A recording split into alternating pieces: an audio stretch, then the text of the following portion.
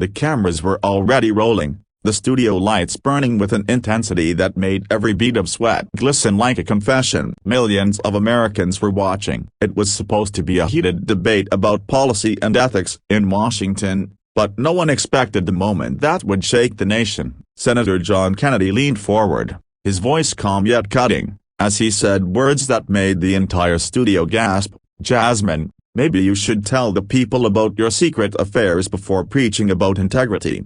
The air went still. Congresswoman Jasmine Crockett's face drained of color. She froze, her hands trembling as if the weight of her world had just been exposed to strangers. The audience in the studio whispered, news anchors' eyes widened, and social media lit up like wildfire. Jasmine tried to steady herself, gripping the edge of her podium, but the truth was out. Her knees buckled, and before anyone could react, she collapsed onto the floor. Gasps erupted, camera angles shifted, and producers scrambled to decide whether to cut to commercial. But the feed stayed live. America was watching history unfold. Paramedics rushed forward, and Kennedy, though stern in his accusations, stepped back in visible discomfort. The debate had turned into a moment of human fragility. Viewers weren't just seeing a politician, they were seeing a person, vulnerable and broken in front of the world. When Jasmine regained consciousness backstage, her chest felt heavy,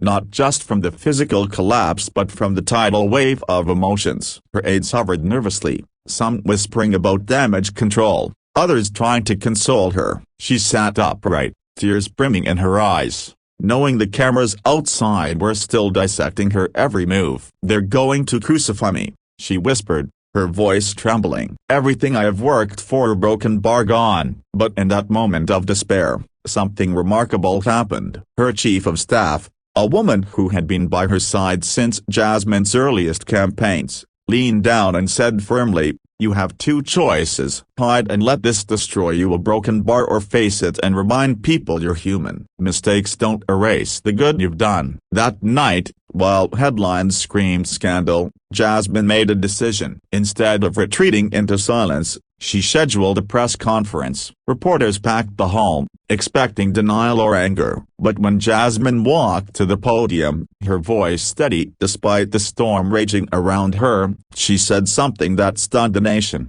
"Yes, I have made mistakes. Yes, I've had relationships I shouldn't have. I am not perfect, but perfection is not the requirement for service. Honesty is. And tonight, I choose honesty." There was no script, no carefully polished statement, just raw truth. She spoke about the pressures of power, the loneliness of politics, and the cracks that form when one tries too hard to live up to impossible expectations. For the first time, her critics and supporters alike saw not just a congresswoman, but a woman flawed, resilient, and unafraid to own her story.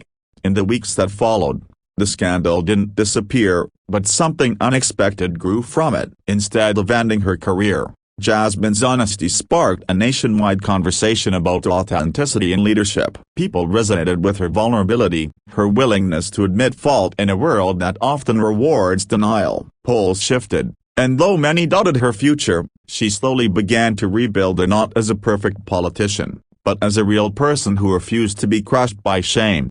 As for Kennedy, his sharp revelation earned him headlines, but it also raised questions about the ethics of weaponizing personal pain for political points. In the court of public opinion, many admired his wit but wondered if he had crossed the line. The clash between them became less about scandal and more about the broader question of humanity in politics. Should leaders be the judge solely by their mistakes, or by how they rise after them?